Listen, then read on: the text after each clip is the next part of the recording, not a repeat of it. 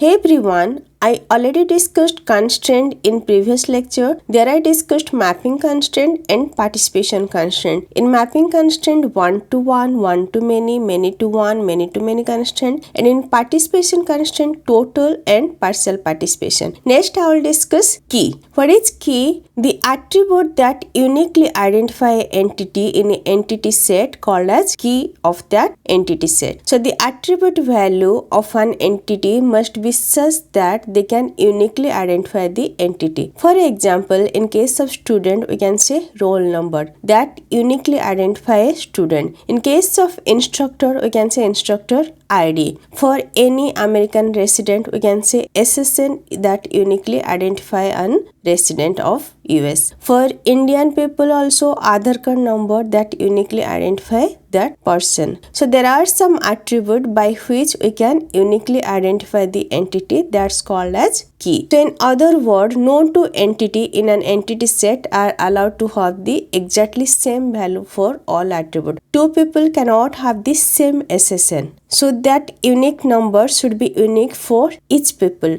Each vehicle have different number that uniquely identify that vehicle. Two vehicle cannot have same number, right? Suppose there are one or more key that collectively uniquely identify the entity that called as super key. For example, in case of student, we can say student name and roll number. So name and roll number that uniquely identify particular student. So that's a super key. In case of instructor, instructor name and ID can be the super key, and that can also be the candidate key. So we are often interested in super key which have no proper subset is a super key. Means we should not able to remove any attribute, that should be minimal, and that minimal super key called as candidate key. So candidate key length can be less than equals to super key. Super key is a collection of attributes which uniquely identify an entity, whereas candidate key is the minimal super key that uniquely identify an entity. We can use the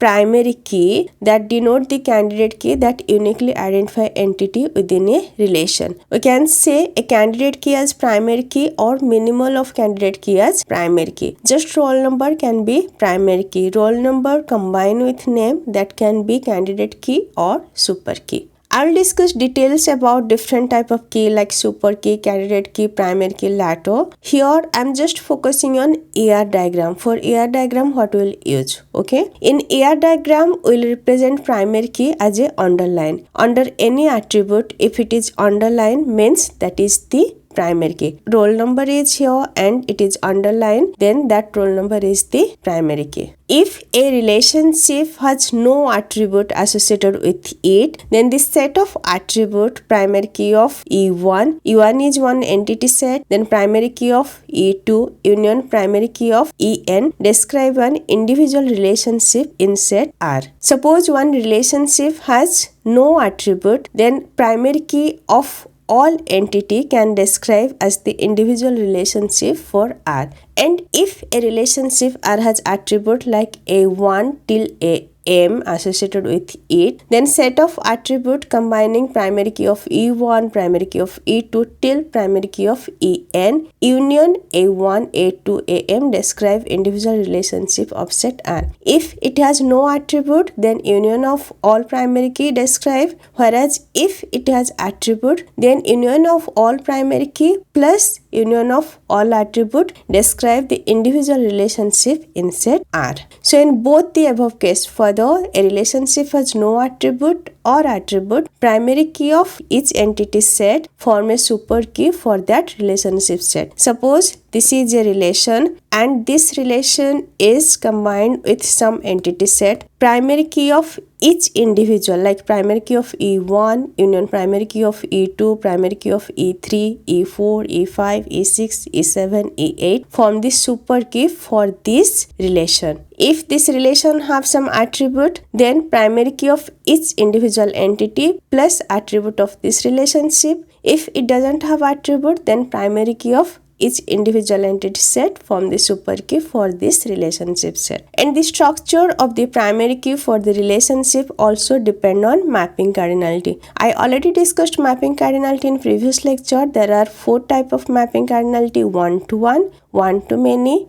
to one, and many to many. Basically, we consider many side primary key as the primary key for the relationship. Let's take an example. Suppose we have two entity set, instructor and student, and relationship set is advisor with attribute date. If this is a many to many relationship, then primary key of advisor will be union of both primary key, instructor and student. If it's a many to one relationship from student to instructor, so there are many student and one instructor, then primary key of advisor will be primary key of student. Primary key of many side is for student, so primary key of student will be primary key of advisor. If this is a many to one relationship from instructor to student, then primary key of advisor will be primary key of instructor. Whatever the many side, if many side is student, then primary key of advisor will be primary key of student. If many side is instructor, then primary key of advisor will be primary key of instructor. If this is a one-to-one relationship from instructor to student, then any of the candidate key can be primary key. Okay, either student or instructor, any one candidate key can be primary key for advisor. If it is many to many relationship, then both primary key will be relationship key, and if it is many to one or one to many, then many side primary key will be primary key for the relationship. If it is one to one, then any one key can be primary key for the relationship. So let's see some example. There are some entity set like classroom, department, course, instructor, section, student, time slot. For classroom, attributes are building, room number, capacity. For department, department name, building, budget. For course, course ID, title, credit. Instructor, ID, name, salary. Section, course ID, section ID, semester, year. Student, ID, name, total credit. Time slot ID, day, start date, end time.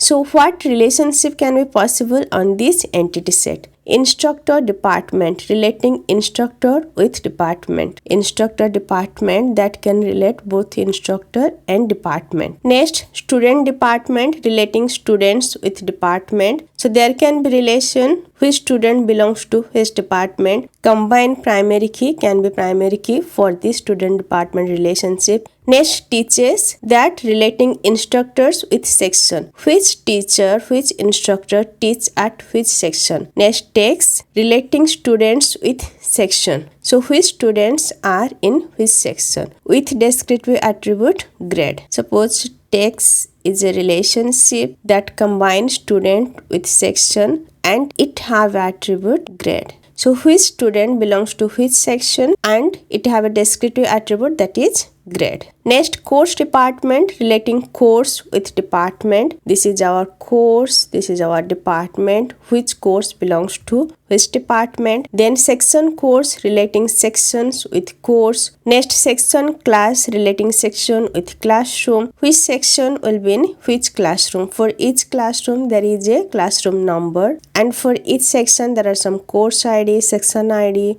Which course ID can be in which room number. Then advisor, relating students with the instructor. So these are some possible relationships for this entity set. In today's lecture, I discussed what is key, super key, candidate key, primary key, how we can form primary key for a relationship, some examples of entity, and what relationship can be possible in that entity. Till now, we discussed what is entity, what is relationship, what is attribute, what is keys, constraint. In next lecture, I will discuss how we can graphically represent this. If this lecture is helpful for you, please like, share and subscribe. Thank you. Bye-bye.